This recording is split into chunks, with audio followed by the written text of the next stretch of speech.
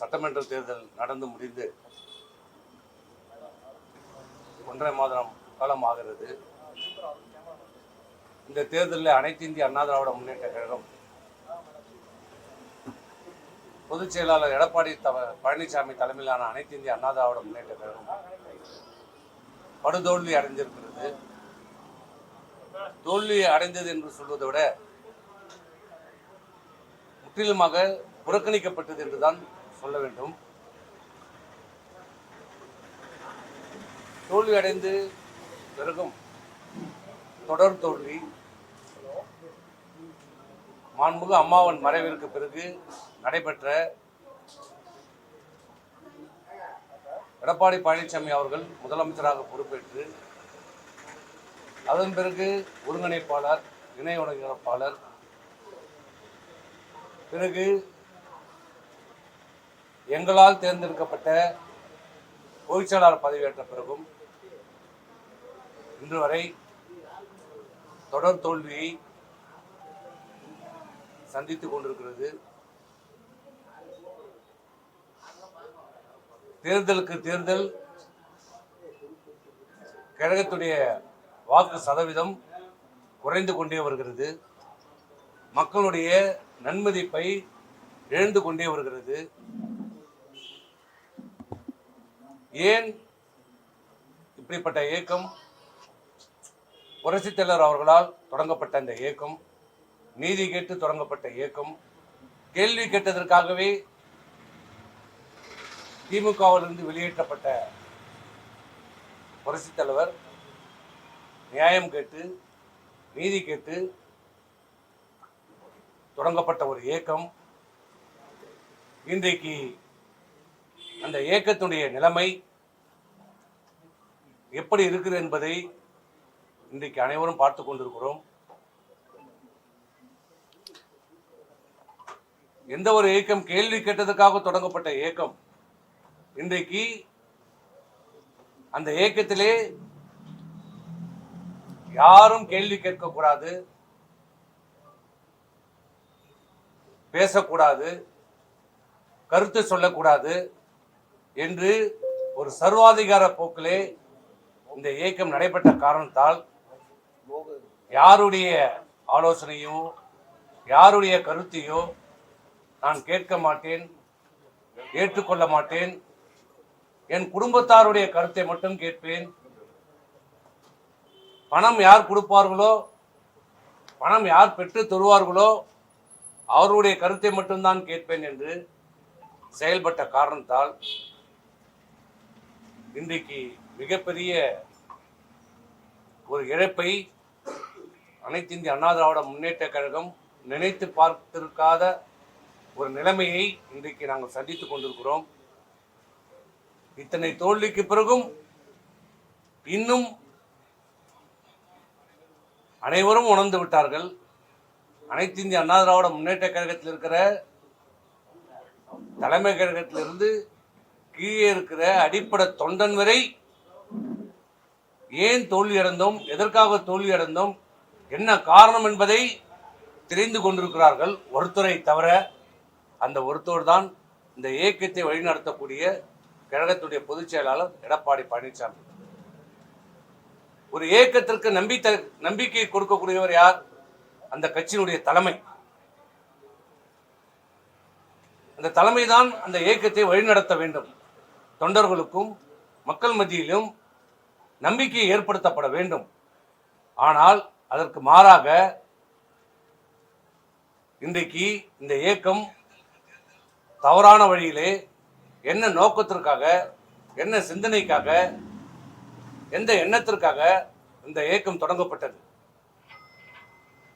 திராவிட முன்னேற்ற கழகம் திருந்து நீக்கப்பட்ட எம்ஜிஆர், அந்த திராவிட முன்னேற்ற கழகம் அதனுடைய தலைவர் தீய சக்தி ஒழிக்கப்பட வேண்டும் என்று தொடங்கப்பட்ட இயக்கம்தான் இந்த அனைத்து இந்திய அண்ணா திராவிட முன்னேற்ற கழகத்துடைய இயக்கம். ஒவ்வொரு தொண்டனுடைய ரத்தத்திலும் திமுகவினுடைய எதிர்ப்பு ஊட்டி ஊட்டி வளர்க்கப்பட்ட இயக்கம் இந்த அனைத்து இந்திய அண்ணா திராவிட முன்னேற்ற கழகம் தொண்டர்கள். அப்படிப்பட்ட அனைத்து இந்திய அண்ணா திராவிட முன்னேற்ற கழகத்தை திமுகவோடு இணைந்து முதலமைச்சராக வேண்டும் என்று நினைத்த போதே அதிமுக தன்னுடைய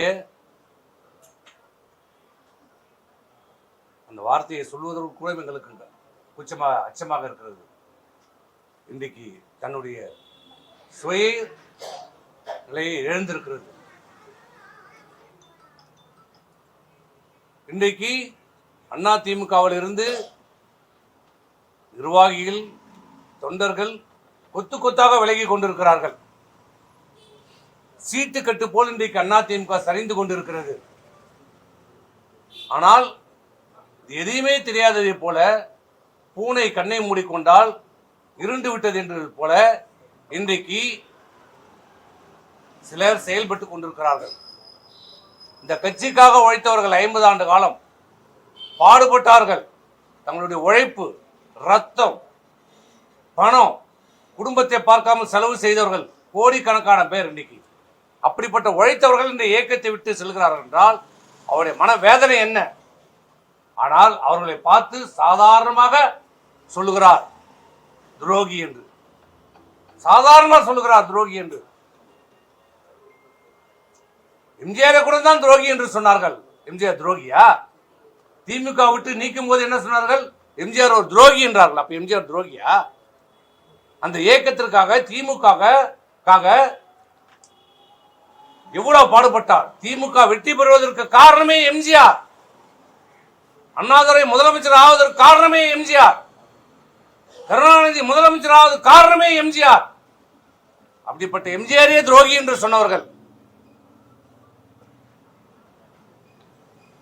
அதனால எம்ஜிஆர் துரோகி ஆயிடுவாரா? இன்னும் தங்களுடைய தவறை உணராமல்,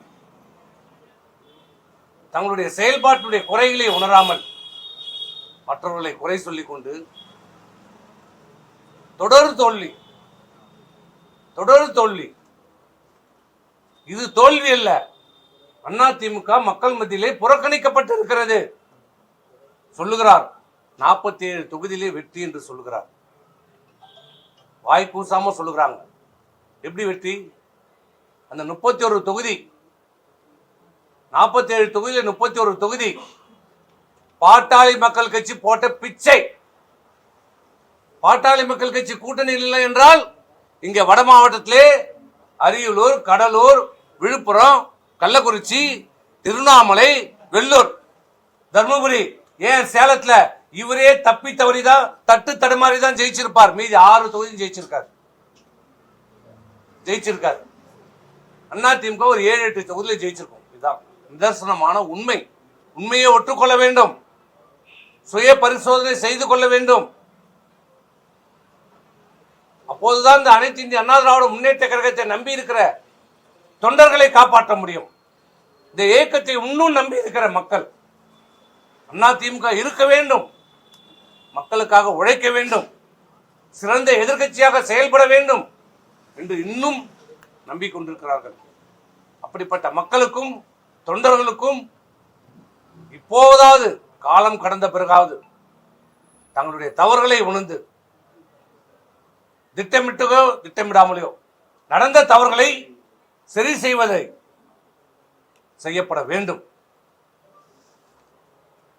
இந்த 2 வாரமாக சொன்னார்கள் மீண்டும் எல்லாரும் இணைந்து செயல்படலாம் என்று.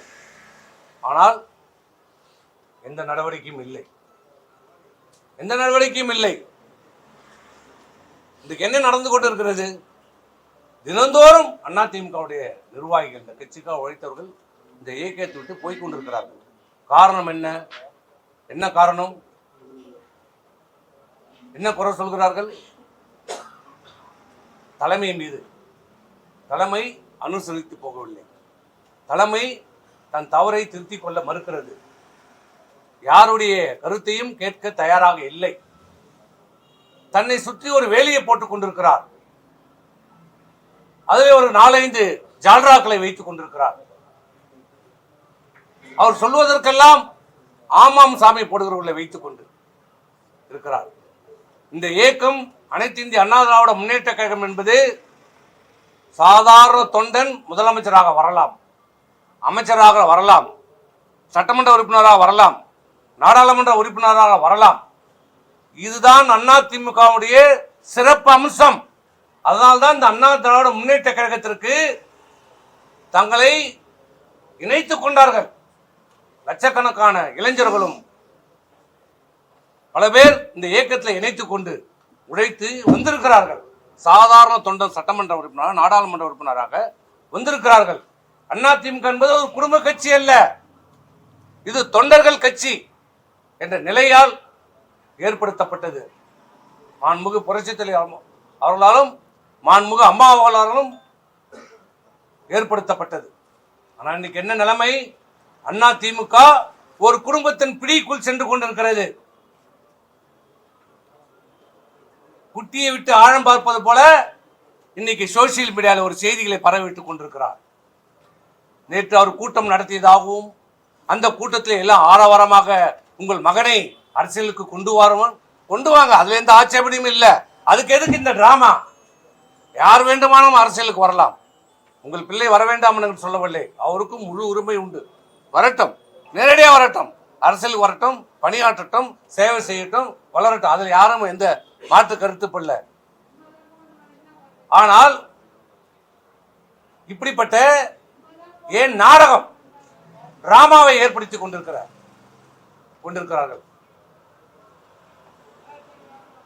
இந்த இயக்கம் இன்றைக்கு அவருடைய தோல்விக்கு காரணம் பணம், பதவி, வெறி. ஆகவே இது எல்லாம் உணர்ந்து கொள்ள வேண்டும். இப்போதும் சொல்லுகிறோம் பொதுச் செயலாளரும், நீங்கள் தான் பொதுச் செயலாளர். குறைகள் இருக்கலாம், எங்கள் பக்கத்திலும் குறைகள் இருக்கலாம். குறை நிறை இல்லாத மனிதர்களே கிடையாது. ஆனால் ஒரு தலைமை பொறுப்புக்கு வந்தவர் என்ன செய்ய வேண்டும்? எல்லோரும் அரவணைத்து செல்ல வேண்டும், குறைகளை சுட்டிக்காட்ட வேண்டும். ஆனால் அதற்கு நேர்மாறாக போகிறவர்கள் போகட்டும், யார் வேண்டுமானாலும் போகட்டும், போக வேண்டும் என்ற சூழ்நிலையை உருவாக்கப்படுகிறது. இப்படிப்பட்ட நிலைமையை போக்கப்பட வேண்டும், தவிர்க்கப்பட வேண்டும். மீண்டும் அனைத்து இந்திய அண்ணா திராவிட முன்னேற்ற கழகம் வலிமையான ஒரு இயக்கமாக உருவாக்கப்பட வேண்டும். மக்கள் மத்தியிலே நம்பிக்கையை உருவாக்க வேண்டும். கட்சியினுடைய தொண்டர்கள் மத்தியிலே ஒரு நம்பிக்கையை உருவாக்க வேண்டும். அதற்கு நீங்கள் எல்லாரையும் அரவணைத்து செல்லுங்கள். நாங்கள் அன்றைக்கே சொன்னதுதான், தோல்விக்கான காரணத்தை ஆராயுங்கள். இதுவரை இல்லை. 2024 நாடாளுமன்றத்தில் சொன்னோம், அப்போதும் நீங்கள் செவிசாய்க்கவில்லை. இப்போதாலும் சொல்கிறோம், கூட்டத்தை கூட்டுங்கள், பொதுக்குழுவை கூட்டுங்கள், உங்கள் விருப்பப்படியே ஒரு தேதியில கூட்டுங்கள். ஆனால் அதற்கு முன்பு பொதுக்குழுவை கூட கூட்ட காலதாமதமானால் செயற்குழுவையாவது கூட்டுங்கள், கட்சியினுடைய செயற்குழுவை கூட்டுங்கள். ஆண்டுக்கு 2 முறை கூட்டப்பட வேண்டும். இந்த ஆண்டு ஆரம்பித்து இது 6வது மாசம் போயிட்டு இருக்கு. செயற்குழு கூட்டம் ஆண்டுக்கு 2 முறை கூட்டப்பட வேண்டும். அந்த செயற்குழு கூட்டத்தையாவது கூட்டுங்கள், எல்லோரையும் அழையுங்கள், அதில் விவாதியுங்கள். ஏன், என்ன காரணம், என்ன நடவடிக்கை எடுக்க வேண்டும், இது சீர் செய்வதற்கு என்ன செய்ய வேண்டும் என்பதை விவாதியுங்கள், விவாதம் செய்யுங்கள். ஏன் அஞ்சுகிறீர்கள், ஏன் அச்சப்படுகிறீர்கள்? ஒரு ஜனநாயக நாட்டிலே ஒரு இயக்கத்திலே மாற்றுக்கட்டு இருக்கதான் செய்யும். அதை ஏற்றுக்கொள்கிற தலைவர் தான் ஒரு சிறந்த தலைவர். ஏன் புரட்சித் தலைவர் அம்மா போல தனக்கு மாற்று கருத்து சொல்லுகிறீர்கள் எல்லாம் திருப்பணு இயக்கத்தில் இணைத்து அவர்களுக்கு அமைச்சர் பதவி தரல, புரட்சித் தலைவர் தரல. இயக்கம் வெற்றி பெற வேண்டும் என்பதற்காக மாண்புமிகு அம்மா 96 இந்த இயக்கம் மிகப்பெரிய தோல்வி அடைந்தது. வெற்றி பெற வைப்ப அந்த தோல்விக்கு நானே பொறுப்பு, இந்த தோல்விக்கு நானே பொறுப்பு, இந்த தோல்விக்கு நானே பொறுப்புன்னு ஒரு தலைவருக்குரிய தகுதியோடு தன் தோல்வி ஏற்றுக்கொண்ட தலைவர் அம்மா. ஆனால் இத்தனை தொடர் தோல்விக்கும் இன்று வரை யாருமே பொறுப்பேற்கவில்லை, ஏற்க மறுக்கிறார். தோல்வி என்று சொல்வதற்கு கூட மனம் வரவில்லை. ஆனால் அன்றைக்கு அம்மா என்ன சொன்னாங்க? நானே பொறுப்பு, மீண்டும் எம்ஜிஆர் ஆட்சியை நிறுவேன் என்று சபதம் எடுத்தாங்க. 2 வருஷம். அம்மாவோட பெரிய தலைவர் யாருமே கிடையாது. அப்படிப்பட்ட அம்மா பாட்டாளி மக்கள் கட்சி அலுவலகத்துக்கு சென்றாங்க, நேரடியா போனாங்க. மதிமுக அலுவலகத்துக்கு சென்றாங்க, அந்த படி ஏற முடியாது, குறுகிய படியில் ஏறி போனாங்க. ஜி.கே. மூப்பனார் அவர்களை போய் சந்திச்சாங்க, பாரதிய ஜனதா கட்சியை போய் சந்திச்சாங்க, எல்லா காங்கிரஸ் போய் சந்திச்சாங்க. எல்லா கட்சி வீட்டுக்கு தானே நேரடியாக போய் சந்தித்து அவர்கள் எல்லாம் ஒரு மிகப்பெரிய கூட்டணி வைத்து 2 ஆண்டுல மிகப்பெரிய ஒரு வெற்றி பெற்று தந்த தலைவர் புரட்சி தலைவர் அம்மா. எப்படி முடிஞ்சது? வெற்றி பெறணும், அதற்கு என்னெல்லாம் தேவையோ இறங்கி போகணும்.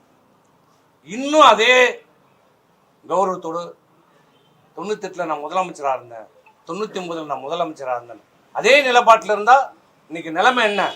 அடிக்கிற காத்துல அம்மியே பறக்குது. இன்னைக்கு மம்தா பானர்ஜி நிலைமை என்ன பார்த்தீங்கல்ல? உங்க நிலைமை என்ன ஆயிருக்கும்? இந்த 2 நாள் அன்றைக்கு சரியா இருந்தது, உங்க நிலைமை என்ன? நிலைமை இன்னும் ஒன்றும் மாறல. கனவு உலகத்தில் இருக்காதீங்க, வெளியில வாங்க, உண்மையை உணருங்க, உணர்ந்து செயல்படுங்க, இந்த இயக்கத்தை காப்பாத்துங்க, அண்ணா திமுகவை காப்பாத்துங்க. மீண்டும் சொல்றோம், எல்லோரையும் அழைங்க, வருகிறோம், கலந்து பேசுங்க, நடவடிக்கை எடுங்க, திருத்துங்க, சரியான பாதைக்கு கொண்டு செல்வதற்கான வழிமுறைகளை கலந்து பேசி முடிவெடுங்க, கூட்டத்தை கூட்டுங்க. ஏன் தயங்குறீங்க? நாங்க என்ன விரோதிகளா, பகைகிறவங்களா? ஏற்கனவே நம்ம எல்லாம் சாதாரண ரூம்ல பேசிக்கலையா? மாற்று கருத்தை பேசிக்கலையா? பேசுனது இல்லையா? பிறகு நீங்க சொன்ன கருத்தை நாங்க ஏத்துன்னு போனது இல்லையா? போயிருக்கிறோம்ல. இந்த 8 வருஷமா தானே நடந்திருக்கிறது. ஒவ்வொரு முறையும் உங்களிடம் நாங்கள் மாற்று கருத்தை சொல்லுவோம், இது சரியில்லை சரியில்லைன்னு. பிறகு கடைசியா நீங்க எதை சொன்னாலும் சரி எங்களை சமாதானப்படுத்தி நீங்க சொன்ன கருத்தை நாங்கள் ஏற்றுன்னு தானே போயிருக்கிறோம். இங்கே வரைக்கும் போனோம். நீங்க எப்போ திமுகவோட போகணும்னு சொன்ன உடனேதான் அந்த கருத்து, பிறகு இதுக்கு மேல் உடன்பட முடியாது என்றுதான் நாங்கள் வெளியே வந்தோம். உங்க கருத்துக்கு உடன்படலை. அதை தவிர்த்து இந்த 8 ஆண்டு காலம் நீங்க சொன்ன அனைத்து கருத்தையும் நாங்கள் ஏற்றிருக்கிறோம், செயல்படுத்தி இருக்கிறோம்.